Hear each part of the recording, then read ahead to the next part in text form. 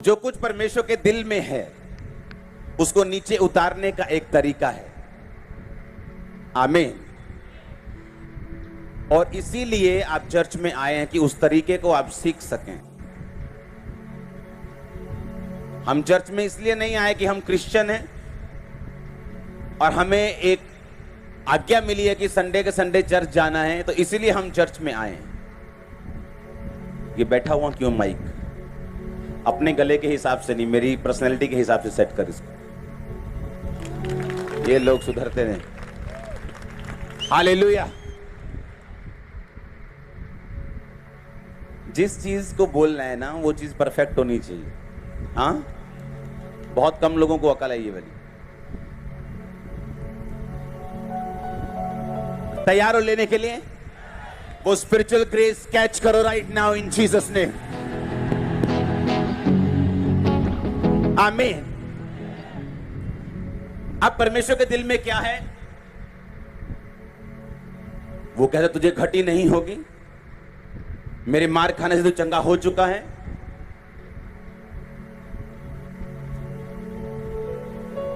उसने तुझे ग्रेट होने के लिए बुलाया।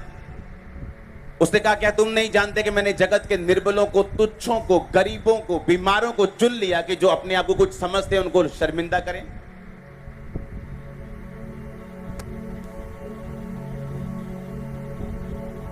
हालेलुया। तो जो कुछ परमेश्वर ने आपके लिए चुना है, मैंने कहा परमेश्वर आपको स्पिरिचुअल तरीका भी देता है उसको पूरा करने का। इसलिए बाइबल कहती है मसीहत क्या है? एक लड़ाई है। तुम मसीह में हो तो लड़ाई के नीचे हो, और हमारी लड़ाई शैतान के साथ नहीं, किसी पार्टी के साथ नहीं, किसी धर्म के साथ नहीं, किसी समाज के साथ नहीं, किसी मिशन के साथ नहीं, बल्कि शैतान के साथ। और परमेश्वर ने कहा कि मेरे सारे हथियार बांध लो ताकि तुम बुरे दिनों का सामना करके सब कुछ पूरा करके स्थिर रह सको।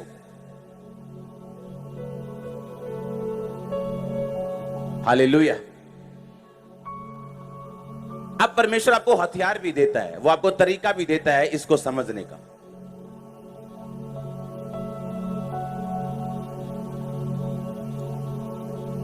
– 2004 में जब मेरे को मेंटली अपसेट के अटैक हो रहे थे, तो मेरे देखो परमेश्वर ने मुझे कोई ऐसा केस नहीं था जो मुझसे मैच करे, या मुझे ऐसी कोई टेस्टिमनी नहीं मिल रही थी जो मेरे साथ मैच कर सके कि मैं भाई मेरे को भी ये प्रॉब्लम थी, तू ऐसा कर ले तू ठीक हो जाएगा।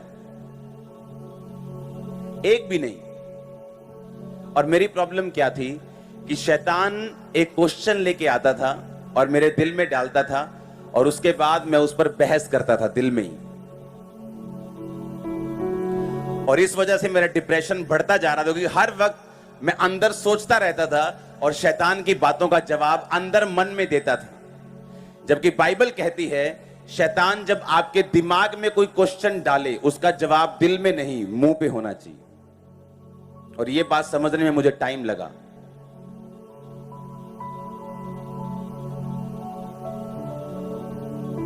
और फिर एक दिन जब मैंने वचन पढ़ा तो वचन में लिखा था अपने मन की बातें खोलकर यहोवा से कहे।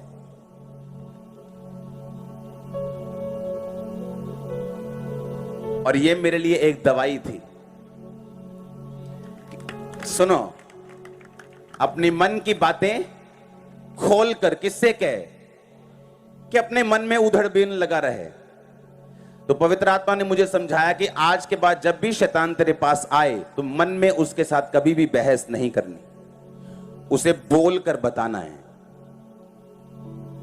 और जो भी तेरे को दिक्कत हो उसे खोलकर शब्दों में पूरी तरह से फीलिंग समेत परमेश्वर को बताना है।